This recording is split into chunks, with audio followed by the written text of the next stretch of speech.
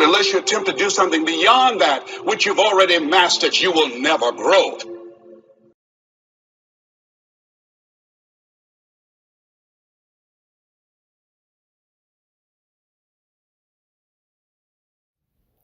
The fast-paced lifestyle that we live in America has progressed into a self-destructive addiction to being busy.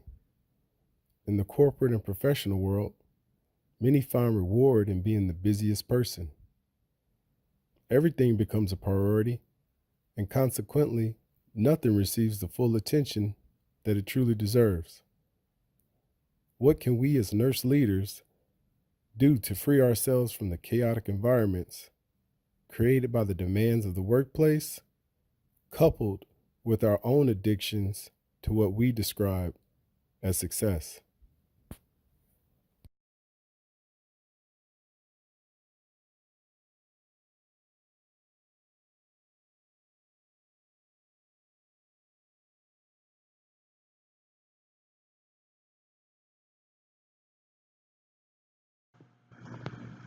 Okay.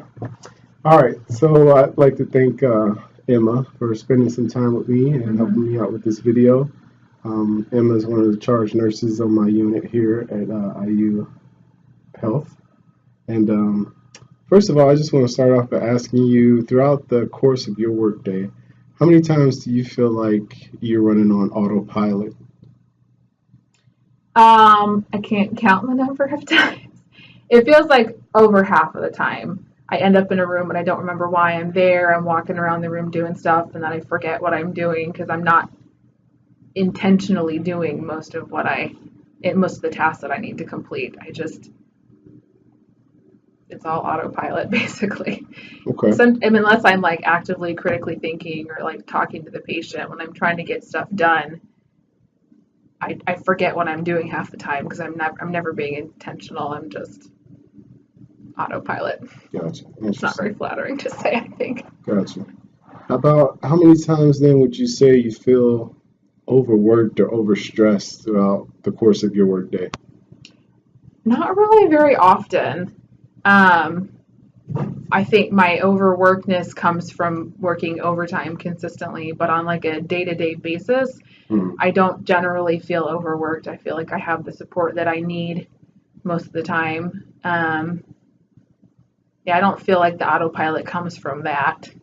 Okay, interesting. Transforming care at the bedside, I'm not sure if you're familiar with the theory, but it focuses on empowering nurses to implement interventions at the bedside to improve patient and provider outcomes. So in light of that, implementing that theory to our workplace here on the unit, I thought it would be a good thing to incorporate some mindfulness approaches towards stress reduction. One of those approaches is the 4-3-2-1 technique. Okay. Have you heard of that before? I have heard of it, yes. Okay, wonderful. So I'm thinking of doing a pilot program where we introduce that mindfulness approach technique to the nurses on the floor here, so where they feel times where they feel like they're running on autopilot, or maybe they feel overstressed or overworked or just disconnected from their environment at the time, they can incorporate these strategies and then maybe reground and reconnect themselves to the present moment.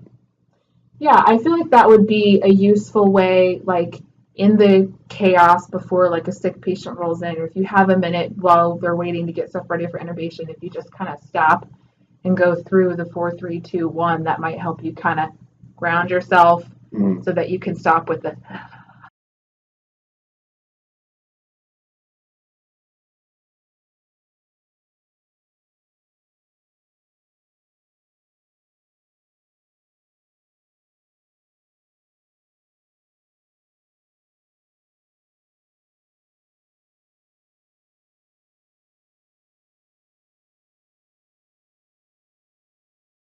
Okay, so hey Brett, how's your night going? Not so good. What's wrong?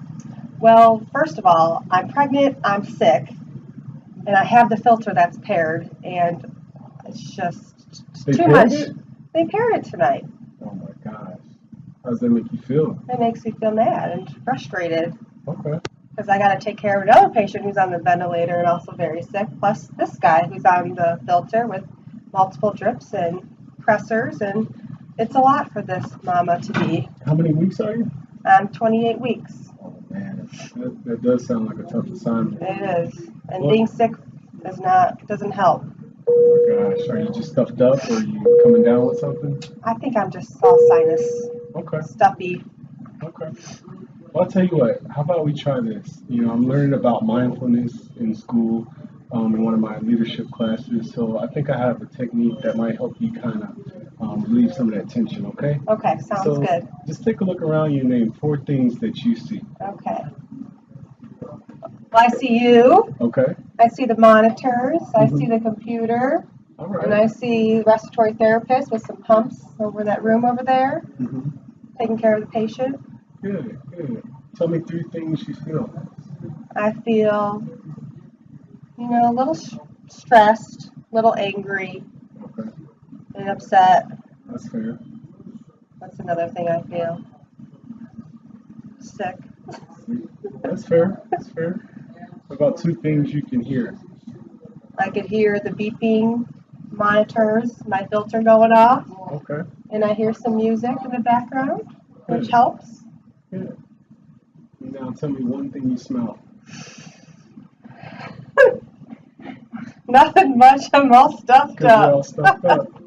Makes sense. I smell people pooping.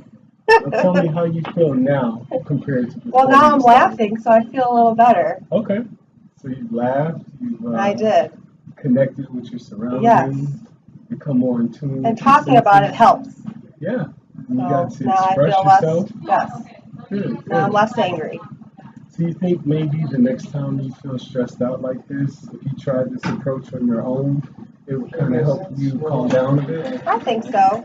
Okay.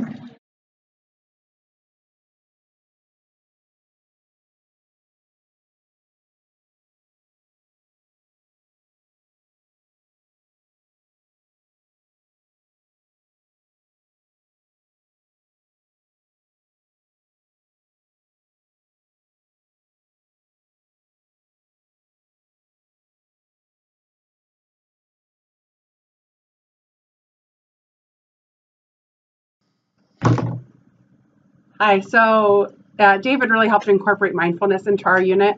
As a respiratory therapist on the unit, I'm running from different rooms all the time, whether it be a code or transport.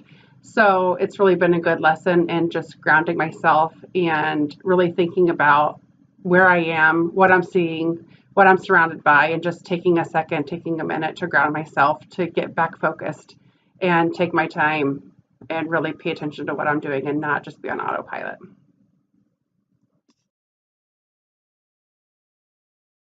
In keeping with the tenets of transforming care at the bedside, it is important to remember that all staff members are capable of coming up with interventions to improve both patient and provider outcomes.